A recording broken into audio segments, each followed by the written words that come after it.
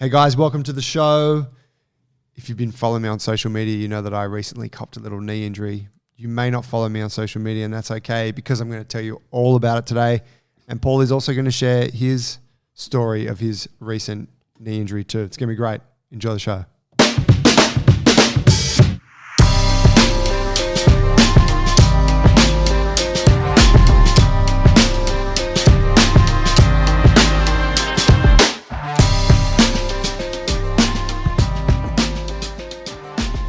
Hey, before I get into the show, I did just want to make a quick mention, because some don't know, that we have the goal of opening 3 new jungle gyms this year. And in doing so, we want to share absolutely everything that we know about opening and running a successful gym.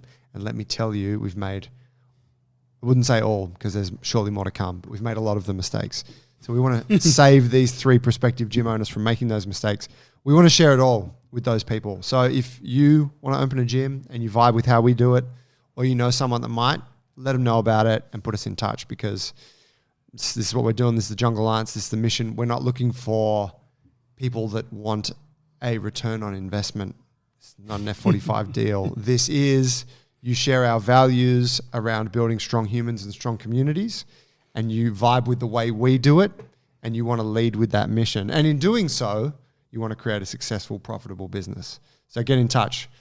Awesome. Thank you. Get in front of me. I can't wait to meet you. Fuck. Esther was just here. We were just talking about that. Absolutely. She is a great example. You know, she was that person. Gym's been open, 6 months or 9 months? Yeah, nine. Yep. Fuck yeah. What a good story as well. Had it on the podcast last week. And, you know, I hadn't spent as much time with her as yourself and T have. And it was good to get to know her and that part of her story a bit more in more detail. And I wasn't aware of all of it. So, yeah, really cool to hang out with her last week. Yeah, it was good, hey. She called us out sometimes. She's like, hey, boys, I need more from you. Like, we're busy, we're doing it. You know, you're giving me the stuff, but I need some fucking personal time. Yep. So Paul was like, right, done. We're getting social. So we had dinner and shit. We all went out. It was nice. Fuck, I went to bed at like midnight on a Thursday night. Fuck. It's just, I just don't think I would ever do that. I'd just be too rigid in my mind. Like, no, I've got to work tomorrow. Scott was a big draw card. Scotty was a good man. He's a lovely guy. Yeah. So it was good. We hung out and we did all of it. I think by the time this is out, people will have, the episode with Scott and Esther will have come out. So if you didn't hear that, go back 1 or 2 and check that out. Life Changer Foundation. But yeah, he's a lovely guy. Amazing mission. I'm fucking all for it. Fuck yeah. Sold on him as a human and on the mission. He invited me to one of his walks later this year in winter. Oh, wow. Which it was a throwaway invite, and a lot of things we spoke about, we aligned on, as probably you, like, but, you know, he was just throwing a bit of bait there. If I was interested, I'm welcome to go. Anyway, I'll connect with him and just get more details on it. Which one? I think is it 20-day walk, or is it with 20 Indigenous people? It's just a walk across fucking the Kimberley. Oh, is that, and it's for 20 people that commit suicide every week or something like that? Yeah. So, you know, he just kind of overviewed it and said, man, you should come. And it would be, you know, I'm not sure what's involved, but it's an awareness campaign. I hope it's not 20 days, because that'd be a big fucking chunk out of the year for you. Yeah, no, it's not 20 days. 20 people, I think it's 4 days. Yeah, sick. Yeah, anyway. Bro, good. Let me give you an update on the knee. Yeah, what happened? All right, well, I'll start at the beginning. So, yeah, you know, listeners may not know. I injured my right knee some years ago, 2019, I think. Ruptured my ACL and did some other damage in there, some meniscus tearing and stuff in a jiu-jitsu training incident. Fucking Adam. Was it Adam? It was Adam, yeah. I remember. Yeah. You know, like knee. He was trying to hip drop you, like an NRL hip drop. It was a sacrifice throw. Sacrifice throw. Yeah, okay. And I stepped to defend it, and then knee just travelled the wrong way and like kabang. So anyway, I ended up having 2 surgeries as a result of that. That knee is now pretty good. Yeah, whatever. It doesn't work quite the way it used to, but it's fine. But I had this thing on the Easter long weekend. My left knee has typically just been fine, right? No issues. Knees for jiu-jitsu people are typically like injury, like a high injury risk. Jiu-jitsu is pretty gnarly on the knees. I hadn't actually been training any jiu-jitsu. I think I trained on Tuesday, and then we went into the long weekend. I normally train Tuesday, Thursdays, but I didn't train Thursday. Went into the long weekend. Sometime maybe on the Sunday when I was at Mum and Dad's, we went down there for the sort of last 2 days of the long weekend. My left knee was sore. I was like, my left knee's sore, just out of nowhere. Hadn't been preceded by any training, right? Since Tuesday. Yeah. And it was odd. It wasn't something I gave too much thought to, but it was like, like if I squat down, like that actually hurts a bit at the front. So I was like, I'm just going to ignore that for a couple of days and then we'll be back in the gym next week. Okay. And anyway, got back to train. It was Tuesday after the long weekend. So a couple of days later, I went to jiu-jitsu. Jumped in, kind of like knee was not quite right. So I was like, all right, I'll just go in and do some drilling stuff. Did some drilling and, standard shit. Warmed up a bit, did a bit of drilling, some live drills and so on. I was like, I feel pretty good. So I jumped in and did a round. I think I did 2 or 3 rounds. And then I got up after like those rounds and I was like, oh man, knee feels really off. I think I've done something here. So wasn't really sure what the deal was. It got swollen that night, and then next day it was like really sore. I've done myself a mischief for sure. So what did I do? You were limited in movement that week. Yeah. Whereas I haven't seen as much pain in you through the gate like this week. Is it still there? Depends when you look at me. Okay, sure. Yeah, it goes up and down. Yeah, so what happened in that initial period, I was like, oh fuck, it's really sore. Let's just ride this out for a few days, see what's up. It was like, it's been like clunking. Yep. So, or catching. So it feels like something gets caught in the joint and it's like, oh shit. And then something pops and it unclunks, and it's really, sometimes it's been quite painful, but moreover, it's just like a very disconcerting kind of feeling. I'm sure you know that feeling. Had it in other joints. But I don't know, after a few days, I think there was one night where I took a couple of Voltaren, went to sleep, had a really good sleep. Knee felt really good the next day. Swelling's gone down. Wow, swelling's gone down. Yep. And then I ended up taking Voltaren maybe 3 nights in a row. And just over that sort of the 5-day period surrounding those 3 nights, I was like, man, the knee's actually feeling pretty good. I'll just go and do some more rounds. Yeah. And I knew something was still wrong, but it was way less painful and way less swollen. Booked in an MRI.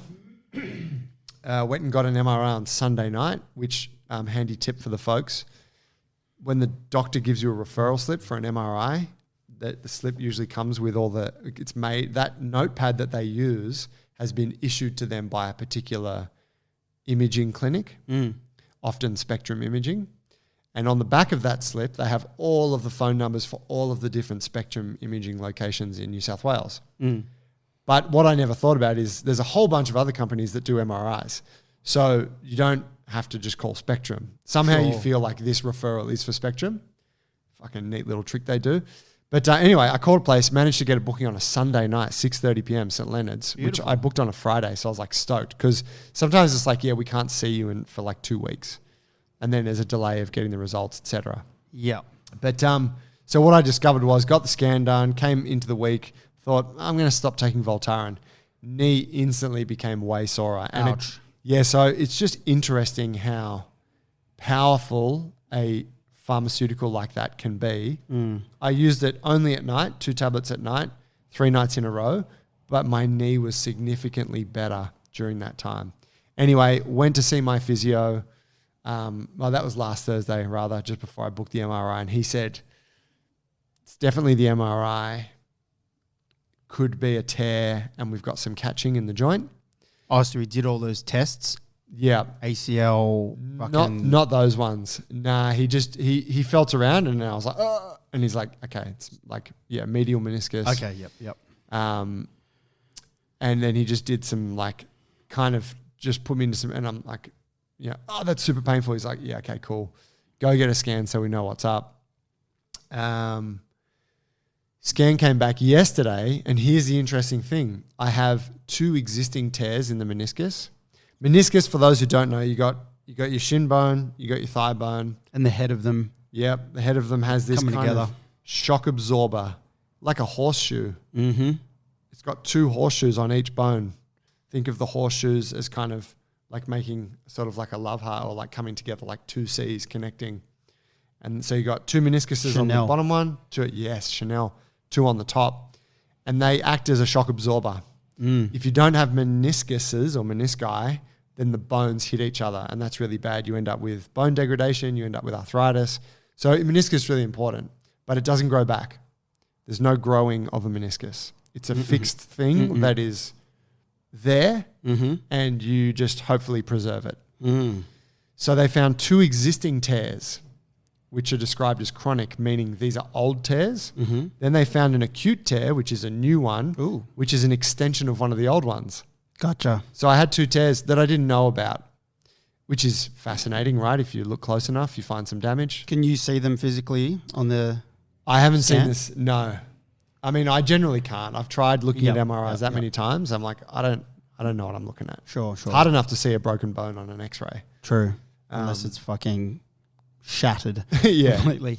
But so off that, Yes. there is no flap. There's no piece of meniscus that's getting caught in the joint. I'm like, shit. So Nick's like, it's actually not that bad. He said, if there was a flap, and depending on the location and the size of the flap, that would mean surgery. Like you got to get it just shaved off or stitched down, depending on the size of it. And that could be anywhere from 2 weeks of recovery to a few months. But he's like, there's no flap. So he's like, what you're feeling, this clunking and stuff, is your knee is swollen and full of fluid. So things can't get out of the way, Sure. tissues and whatnot for the joint to operate. Yeah. And you're feeling there's like a traffic jam in there. Yeah. No, that makes a lot of sense given that it was feeling okay when the swelling was down. Yeah. Okay. So going back to the horseshoes, are Yeah. you saying those horseshoes are sitting opposite to each other? Yeah. Okay. And then they sit on top of each other? Yes, as I know. As Yeah, far as I okay. know. Yeah, Yep. roughly. So yeah, you got like the horseshoes, like they're not connected. Yeah, there's a bit of space Yep. or offset. And then there's the ones on the top and the bottom and they meet. Gotcha. Yep. But I think and I mean, fuck, there's probably some EPs out there that are just like dying of bro science right now. But there's more pressure on them at certain points. Yes. So it's not like they're always touching kind of thing. Gotcha. Yeah, interesting, right? So they work in conjunction with the tendons or with the ligaments rather to, for this joint to function. How interesting. So the flapping bit, if you had a flapping bit, I guess, is the problem that you get pain through it clunking over the top of that, and also the fear that it might come away and then cause problems just floating around in there? Yeah, so usually when the flapping bit gets caught in the joint, you get it like you get more inflammation because it's like aggravating it. Yeah. And then you just get more swelling and it just becomes a chronically swollen sore knee. The other danger there is that it catches and you tear more of it. Yes. And so you probably heard of bucket handle tears, Yep. which are where you get a significant portion of the meniscus tearing. And that portion that has torn, because it's a horseshoe shape, It's a horseshoe. imagine that the tear is bucket handle. through the actual middle of the horseshoe. Yes. And then one part of it, one whole Like a section U-shape? folds over. Yes. And often when you get that, the knee locks because it's like, oh fuck, it's like locked in and your knee's frozen. And then at some point it finds its way out or not. And that's always surgical intervention. And so they will either, cut it off. Yep. They used to do that, right? They used to cut out, they say, oh, let's just rip it out. But the trade-off is you got fucked knees for life. Higher, risk of arthritis and whatnot, or higher certainty. So then they try to preserve as much of the meniscus as they can now. But if they have to stitch it down, which is what I had when I had my ACL done, it takes a long time for your body to grow scar tissue over those stitches. So you have to stay in a knee brace for 3 months. And that is stitching parts of the meniscus together. Yeah, they actually stitch it back down to the bone. Yep. So they're like stapling it back down. The staples won't hold it. The staples just hold it in place so it can grow. so that you get scar tissue that grow over it, and that's what holds it down. But you got to give it 12 weeks That makes sense. So you can't use the knee for 12 weeks. Yeah. Whereas if it's just a little bit that they want to shave off, they just go in there, shave it off, and apparently you walk out feeling great like that day. Yeah, Because instant it's like, relief. oh fuck, yeah, that little nodule is gone. Fuck, just with all the other stuff that they can do with the body these days, you'd think you'd be able to go in there and just replace that shock absorber. Like, it's not the spine, it's not, around, the spinal cord and all the nerves running down through the middle of the forearm. It's just... Like it's largely less complex. It seems to me. Obviously, yeah, totally. if it was Yeah, easy, they would have done it already. But I know it's wild, right? That they can't. They don't know how to replace them. it's just like replacing a seal on a faucet. Yeah, It is, but I guess like easy. you ever like eat the meniscus of chicken bones, Please, right? of course. Naturally. Yes. So I'm thinking about it, and Gotta like drop an N-bomb I there. guess what I'm. I'll probably got to show you a post later. Fuck, I got to show you this shit. I told you Leo started doing that. He'll like pick up a little book and pretend it's his iPhone, and he'll say, "Watch this funny video." Oh, really? And for a little while preceding that, he'd just point at something and say, "Hey, look at this funny video." He didn't know. You're like, that's not a video. That's real life. That is. That's so funny. They're just like the parrots. It's concerning as well. Yeah. You're lucky he says that and not some other shit that you say at home all the time in front of him. He says that shit too. He does, actually. Yeah. You were telling me about his swearing last week. Oh, God. But yeah, I don't know. When you think about it, when you think about the end of a bone, it's rounded, right? For the most, like it's Bumpy. contoured and bumpy. You're like, how do you put a highly shock absorbing material? How do you attach that to the end of that, where the things that are attaching it don't impede its ability to do what it needs to do? That can withstand, or imagine all the forces traveling through your knee, running, sprinting, kicking, Yeah. for 40 years. Like I'm 40 years old. Like it's, it needs to work for another 40. It's actually like, I don't know. I can almost understand why it's such a hard task. Like even though we have all the technology to create something that can do it as well as the body does for that specific use is like really hard. I always think about mileage, and I think of like, our bodies in general, but more specific like to meniscus, which is irreplaceable, as we get a car and we only get one set of tires, and there's only so much mileage you can get out of that set of tires. And I always just think about how, the modern man, obviously we have that ancient man perspective. The modern man has a longer life expectancy. It's fucking double than what it was hundreds of years ago. Just hundreds of years ago, let alone where we evolved from fucking thousands, millions of years ago. So I just think of like, just how much volume you put into it with sports and taking shit up like jogging and running. And I think, I'm just fucking thinking out loud, like over the course of your 80-something, 90-year life, like if you were to look for longevity of your body, you wouldn't fucking go so hard in your 20s and 30s if your goal was to stay intact by 80. That's you know right. What I mean? Yeah. Absolutely. Yeah. It's sorry.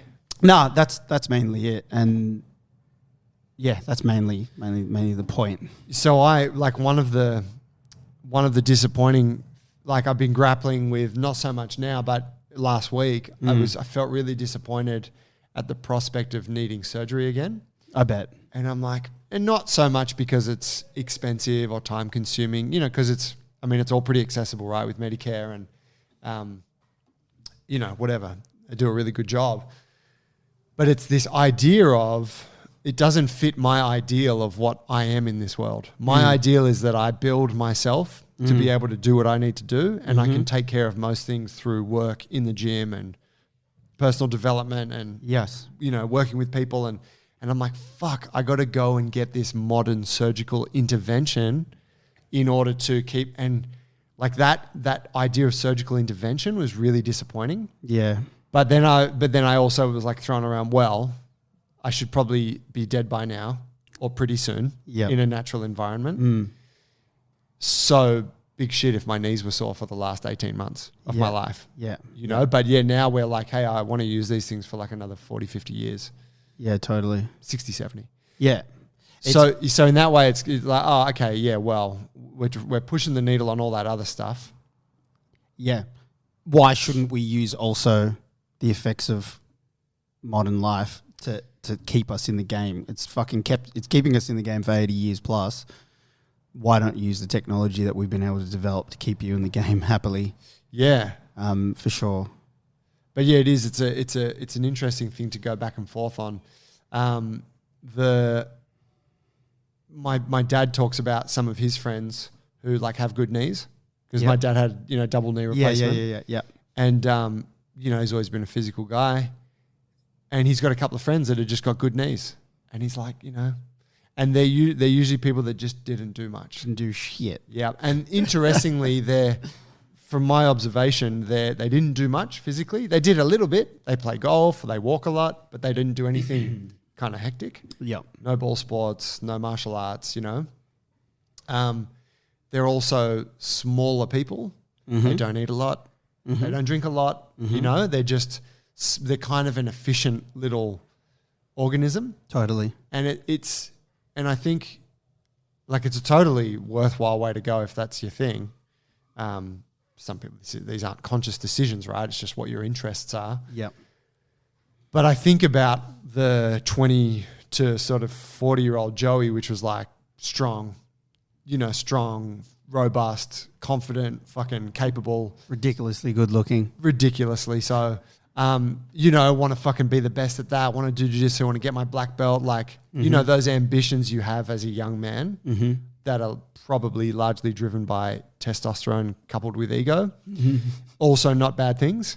But those, like that whole period is counter to that, what 60-year-old you going to be saying? Yeah. But there is a trade-off of sorts. Yes. I mean, I'm totally happy with the trade-off, at least to this point. Yeah, because of all the experiences that allowed you to grow to who you are today. Yeah. So, yeah, it's important. Yeah, it's good. It's cool to recognize these things, but it's not to say that there's any one final, outcome and message that comes out of it, because everyone's an individual. Hey, like, what are you going to do? Not go for glory in your prime? Not chase down things that are difficult. Not, if you didn't do all that, then you definitely wouldn't be the person that you are today mentally, as well as, the physical part as well. But that's kind of what shapes you to be who you are. Yeah, that's right. And I guess, there's a spectrum, isn't there? Because you're like, well, you can go hard on that. Like, I know guys that just roll jiu-jitsu to the death every day. Yep. Knees are a wreck. Yep. And they're, but they are just, I'm all in on this. I don't give a fuck how much pain I'm in outside. And I'm like, nah, I don't want to play that game. Yeah. We know people that do that with soccer, right? Yeah. Like, man, you shouldn't be running around playing competitive ball sports anymore. Yeah. And maybe, some of those people are like living on Voltaren. For sure. Or you look at the elite athletes that are generally directly trading their future health for glory now. Totally. And you're like, man, well, that's, if you want to be elite, that's what you got to do. Just get that paycheck and invest it well. That's it, baby. Because you won't be able to work at the factory after your career's done because you can't stand on those knees. No. Well, you mean they did a study there, I think, where they asked a bunch of like Olympic hopefuls, would you give 10 years of your life? Like, would you die 10 years earlier if you could get an Olympic gold medal? And they were all like, yes. Absolutely. Yeah, right? And you're like, yeah, it's a fair trade. Yeah. But then when so I'm like, okay, not into that. But then when you look at the, pardon me, mates of my dad, who are like, I would describe them as a bit meek. Yes. Yes. And I'm like, well, no, I don't fucking want that either. Like, it's great you got healthy knees, you're 85 years old, but it wasn't a worthwhile trade-off in my view. Yeah. Yeah. What a fucking fascinating combo. Yeah, I sometimes think, and I've met lots of people, being a coach and in the gym, who did a lot more than me in that time, in those 20s, because, like I didn't fucking do any training in the gym until late 20s. Yep. And I sometimes think that a lot of people are like, oh, fuck, you're in good nick and you're still moving around, and some of my counterparts don't, and some of them that I've met who've been training all the way through, I feel like just have a lot more wear and tear because they smash it up a lot more, just way more reps. Literally for those 10 years, just thousands of more reps than I ever did. Didn't do the high school gym thing either. There's so many reps involved in that. Sometimes I think probably that little bit of that is attributed to the fact that I'm still going, despite the niggles that I have. Yeah, I mean, I guess I suppose I would partly agree. But say if you took if you took the approach that you have now with your training from then, and you had have been doing that to sure, yeah. Do you think that you would have accumulated more damage, or do you think that you would just be more of a specimen? Who knows? Would love to know. We'll have to check out in another dimension. That's right. But yeah, hopefully I was, not immature and misguided enough to fuck something up at that age. That would have long consequences. Man, who was I talking to?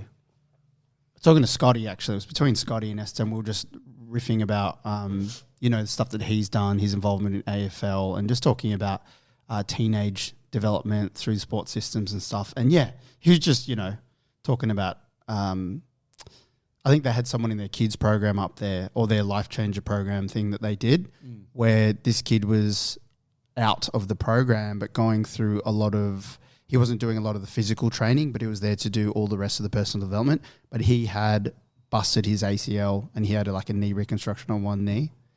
And he was he 16? Anyway, he was saying how, that kid though, he's done his other knees, had two. Fuck. And I was like, fuck, that's tough. That's tough, to do something like that. I think that you can come out of those things, but you can also not. It's going to affect how you move for the rest of your life, yeah? I mean, maybe. I'm guessing at that age that maybe it probably just disappears into the background, more because you're still developing so much that your body just continues to develop and this thing just gets... Whereas I feel like when you're an adult and you're not developing much now. Yep. And then you have a thing like that, that's when it really doesn't necessarily it does put you back acutely, but in the longer term sense, it just sends you to the side. You're like, oh, that knee doesn't work like it used to. Yeah. Not necessarily all that much worse. It's just different, I do know what we mean. Because your ability to just keep going, handle shit at that age is a lot greater. Emma Shannon, I think she did her ACL. She's had two. Yeah, she had one a long, long time ago. 16 or something, I think, as well. Yeah, and then one a year ago? 2 years ago. 2 years ago, yeah. Or something like that. The interesting thing with her, so when she was a kid, she got it, she had the reconstruction by the guy, Merv Cross, who was one of the famous orthopedic surgeons here in Sydney from Tom Cross's dad. And then his son went on to pioneer, his son was a physiotherapist, went on to pioneer the bracing protocol that Justin Lang told us about. Yeah. And she went and got that for her next ACL. Yeah, so she didn't have to have surgery. That's so It's just kind of cool, father-son combo. Yep. To that point, you said you copped a bit of damage. Yeah, nowhere near as bad, say, as yours. I think it's just happened playing soccer. It was just warm-up game. Season started last week, got rained out, first game tonight. Might have been four weeks ago or something. I just stopped suddenly, decelerating, maybe a bit compact, the earth, and, new boots. When you just stop with studs and stuff, it's a bit different. So I've just decelerated really suddenly with the knee at an open angle and just went like that. Dug into the ground and just went, pulled, strained a muscle in my upper lateral calf. And I was I really felt it. And it proceeded to go really tight in that area. So for a week, and it's still tight there, but for the first week, it was really acute. It was just super hard. Oh. So I was just on it. It's this type of hard that you can't really roll over.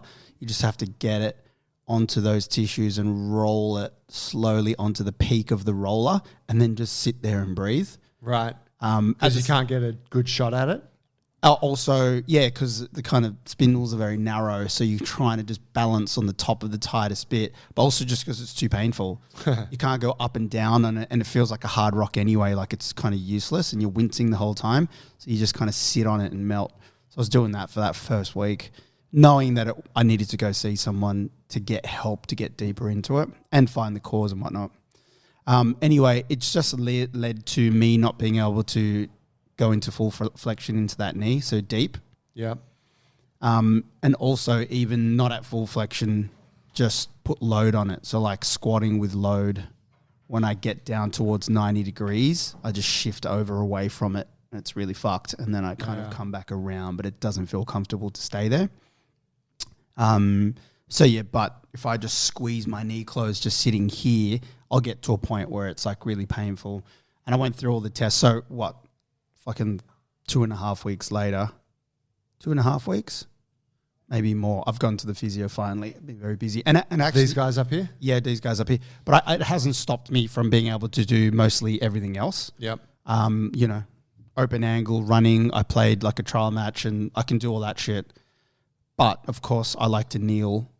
I like to squat with load and, you know, just getting up and down, even just when working on the floor here, I have to shift over to one side and go into a fisherman squat and I can't just sit on my knees. And, you know, I don't want to have that too long to, you know, compensate and whatnot. So anyway, I went and saw the guys and it was interesting. I've not been through all the tests for ACL, MCL, potential tears and meniscus and stuff. So he put me through the whole barrage. I had a bit of pain when he was compressing the knee. Yep. But yeah, he did all the rotational stuff and, you know, nothing, as I suspect, there's nothing serious. I just strained it and it just needs some treatment just to help get it through. But further to that, it was just, you know, a pretty good analysis of my history. So it was my first time going over here at Movement 101. And, you know, when you start at a new physio, any good physios, they really go through the ringer with past movement history. Yep. I fucking got on my phone, like they send this pre-questionnaire before you go in there, and it's like take loads of questions, go in there, and it was a lot of questioning, and it was really good. Kind of come to hypothesize about kind of what's going on because I tore my groin on that same side not 2 weeks before. And then after I tore that groin and before I did this, I actually kind of like had a ligament overload thing on the outside of this ankle here. Is this all from soccer? It was all from imbalances and I was actually lifting, you know. That's right. It was when you were squatting. Yeah. So I was doing some ollie lifting and my ankle just came up sore, went and saw Roop. And he was like, it's actually fine, but you've just got these weak points around here, around your calf and the back of your knee. Next thing happens, I tear my groin on that side, just a strain, enough to like sit me back for a couple of weeks and just have to move around it and, you know, it's not detrimental. And then this knee thing happens. So it's just interesting how it all relates. The golden triangle. Yeah, that's right. And it's just interesting how it all relates. None of it is too devastating, but it needs managing. You know, you got to shift your training a little bit. Throughout this whole time where these things are popping up, I have added playing soccer and I haven't been responsible enough to earn that fucking right because, you know, it's just a different type of movement. Don't have the reps and the conditioning, not just in the cardio, but in the ankle, knees, groin, hips, stuff like that, because it's just a lot of impact and shit and change of direction and agility and that sort of stuff. So I'm building up to that slowly. You going to play tonight? Fuck yeah. And that's all good. They're like, go for it. Yeah. We'll see you back here in a couple of weeks, bruh. Yeah, sick. So then for the knee, what, you just got to go get some treatments. What are they doing? Massage? Needling, massage. He did fucking everything yesterday in a short amount of time. I'll see him again next week because a lot of it was that screening. Massage, needling, active release as well.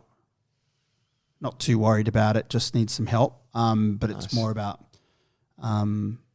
making sure this shit doesn't happen again by doing the right thing. Yeah, sick. Because I'll add the game, you know, a game and a training session with the team into the weeks. Plus, I'll do some other. Last night I did some sprints. I fucking died. Oh my God!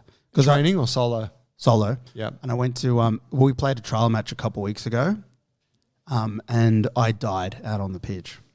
I was just, my body was in shock. And I told you a bit about how I didn't prepare very well for it. I'd been doing an essay all day, just got up, ate food and went to the game.